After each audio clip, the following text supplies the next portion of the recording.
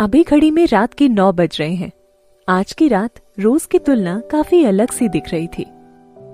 Bachelorette party में कई peg पीने के बाद टीना का फियांसे उसे पार्टी से अपने घर पर ले गया। घर पर आकर वो तुरंत ही सो गई। थोड़ी देर के बाद जब टीना थोड़ी होश में आई तो उसका सर भारी हो रहा था। बहुत मुश्किल से वो अपनी आंखें खोल पा रही थी। कमरे में लाइट बहुत कम थी। इस वजह से जब उसकी आंखें खुली तो उसे कमरे में किसी के ना होने का आभास हुआ। जब उठकर देखा तो पता चला वहां पर कोई आदमी किसी औरत को बेहद संजीदगी से चूमे जा रहा था। थोड़ा और लाइट में आने के बाद टीना ने इस दृश्य को और सफाई से देखने की कोशिश की तो उसे दिखा कि ये दोनों आदमी और औरत एक दूसरे की बाहों में लिपटकर एक दूसरे को चूमे जा रहे थे। ये देखकर टीना का खून खौलने लग गया। यूसुफा, यहां से जाओ तुम। टीना अभी सो रही है, वो कभी भी उठ सकती है। उस आदमी ने अपने कमरे से औरत को दूर करते हुए कहा। क्या तुम इस चीज से डरे हुए हो कि कहीं तुम्हारी फियांसे जाग ना जाए? कल तुम्हारी शादी होने वाली है और मैं सिर्फ तुमसे आज की रात मांग रही हूं। क्या तुम मेरे लिए इतना भी नहीं कर सकते? यूसुफा ने गुस्से से भरे लहजे में कहा। बेब, तुम सच में मेरे लिए प्रॉब्लम खड़ी कर दोगी। अच्छा चलो दूसरे रूम में चलते हैं। उस आदमी ने वासना से भरी मुस्कान के साथ कहा। नहीं, मुझे यही करना है और उसके सामने करना है। यूसुफा ने धीरे धीरे उस आदमी की शर्ट के बटन को खोलना शुरू कर दिया। अब उन दोनों के होंठ एक बार फिर से एक दूसरे को चूमने लग गए। उधर उन दोनों को छिपकर देख रही टीना अपने आंसुओं को रोकने की कोशिश में लगी थी, लेकिन उसके आंसू लगातार आंखों से निकलते हुए उसके चेहरे को गीला किए जा रहे थे। आखिर किसने सोचा था कि जिस आदमी के साथ वो कल शादी करने जा रही है वो उसकी आंखों के सामने उसे धोखा देगा। सुनो, चलो बाथरूम में चलते हैं। बाथटब तो तुम्हारा फेवरेट प्लेस है ना? उस आदमी ने कहा। फाइन, ये सही है। तब तुम जाओ और पहली बाथटब भरो। यूसुफा ने उस आदमी के सीने पर धक्का मारते हुए उसे बाथरूम की तरफ जाने का इशारा किया।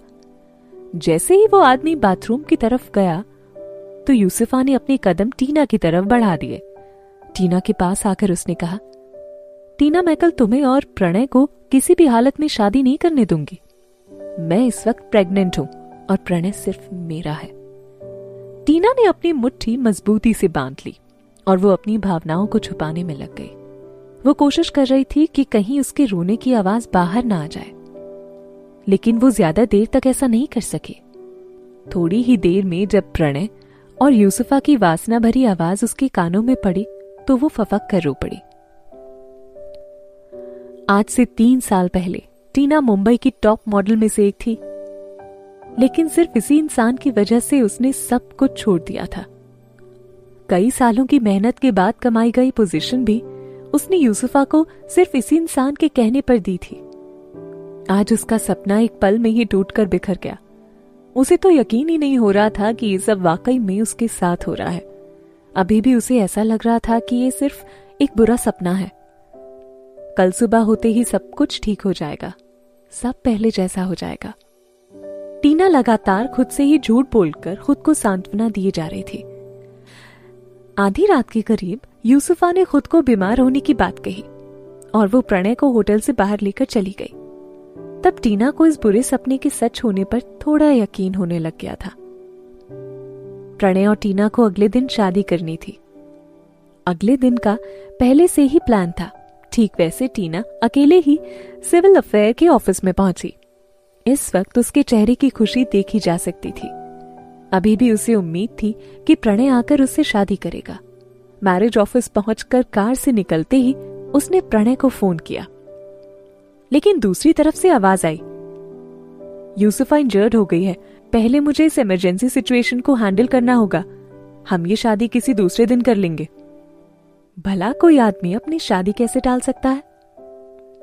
अब कोई दूसरा दिन नहीं आने वाला था, ये टीना को समझ आ गया था। टीना वापस जाने के लिए तैयार होने लगी। उसने अपनी आंखों के आंसू को काले चश्मे से छिपा लिया। वो जाने के लिए मुड़ी ही थी कि उसकी नजर एक लंबे कद के शख्स पर पड़ी। उसने डार्क ब्लू कलर का सूट पहन रखा था। सूट के सामने की जेब से निकला वाइन कलर का स्कार्फ उसकी खूबसूरती को और बढ़ा रहा था। इसके नीचे उसने जो भूरे रंग के फॉर्मल शूज पहन रखे थे, जिस पर वो सूरज की रोशनी पड़ने से और ज्यादा चमक रहे थे।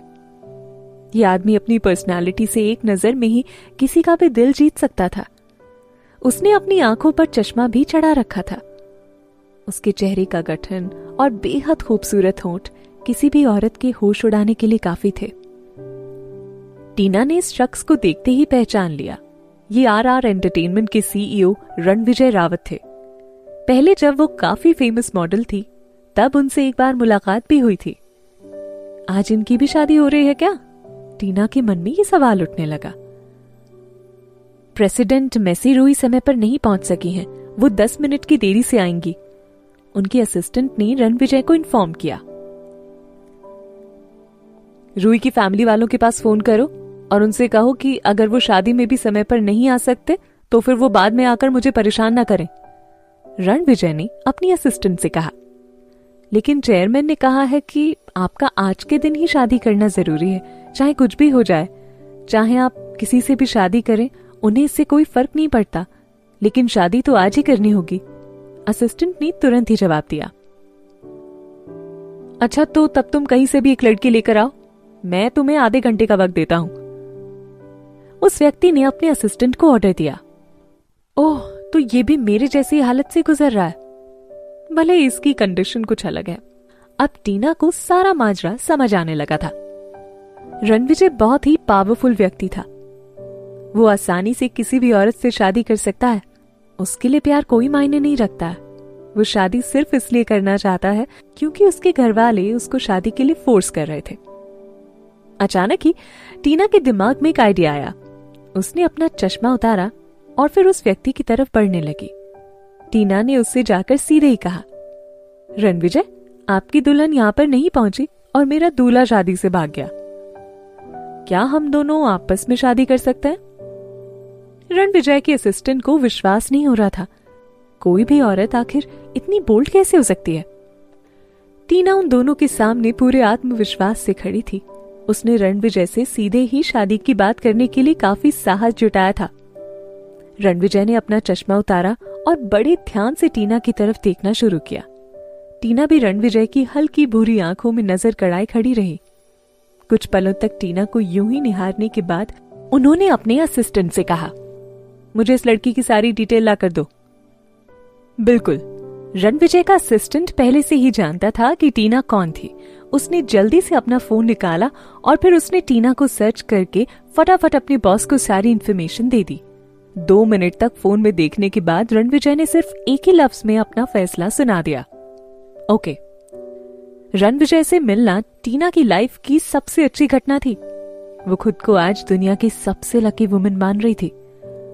उस व्यक्ति के पास किसी भी औरत को इस्तेमाल करने का कोई कारण नहीं था। वो जिसे चाहे उसे पा सकता है, जैसी औरत के साथ चाहे उसके साथ सो सकता है। उसके पास औरतों की कोई कमी नहीं थी। ऐसे में उसने टीना से बिना किसी स्वार्थ की ही शादी की थी। कुल मिलाकर उसने रणविजय से इसलिए शादी की थी क्योंकि वो प्रणय गुलाटी को उसकी गलती का एहसास कराना चाहती थी। इन दोनों की शादी बहुत जल्दी ही हो गई।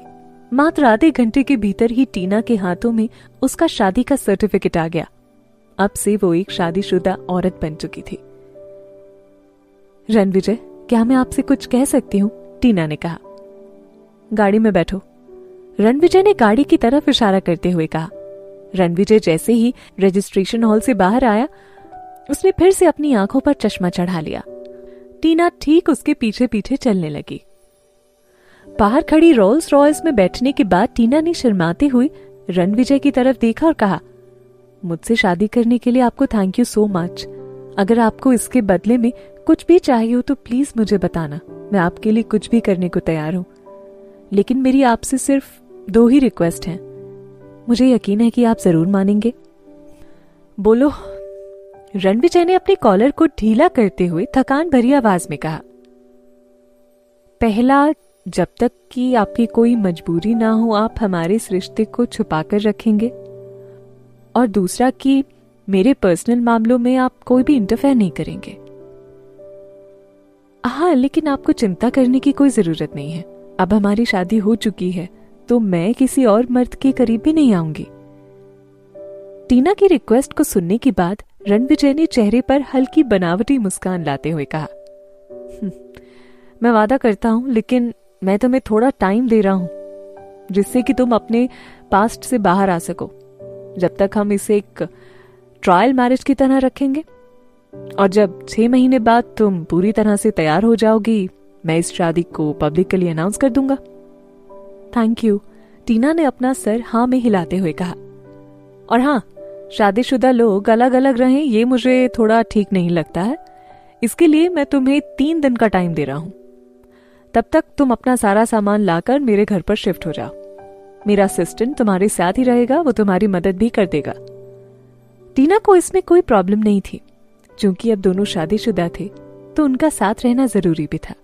इसलिए उसने बिना किसी ना नुकुर के अपना सिर हाँ में हिलाते हुए कहा, I am okay with it. Good. इन 2 शर्तों पर सहमति बनने के बाद टीना रणविजय की कार से बाहर निकलकर वहां से चली गई। टीना के जाने के बाद रणविजय के असिस्टेंट ने कार में आगे की सीट पर बैठते हुए ही शीशे में देखते हुए रणविजय से पूछा, सर अब हम ऑफिस चलें या आप बंगले पर वापस जाकर चेयरमैन को ये न्यूज देंगे? टीना पर नजर रखो, मुझे इसके हर मूव की रिपोर्ट चाहिए। रणविजय ने अपने असिस्टेंट को ऑर्डर दिया और फिर कार में बाहर निकल गए। अचानक से उस लड़की का शादी करने के लिए पूछना कुछ ना कुछ तो जरूर हुआ होगा। रणविजय के दिमाग में इस तरह का सवाल घूमे जा रहा था। एक इंटरनेशनल एंटरटेनमेंट एजेंसी के सीईओ से बेशक उसने टीना के बारे में पहले से ही सुना था। एक समय में वो इस इंडस्ट्री की फेमस मॉडल थी। 3 साल पहले अचानक ही उसने top entertainment agency star king का एक ऑफर ठुकरा दिया, जिसकी वजह से उसे ब्लैक लिस्ट भी कर दिया गया था। उसी समय उसने पीजी ग्रुप कंपनी को ज्वाइन करने का ऐलान किया और फिर इस कंपनी की बॉस प्रणय गुलाटी के साथ उसके रिलेशन को लेकर काफी खबरें भी सुनने को आई थी।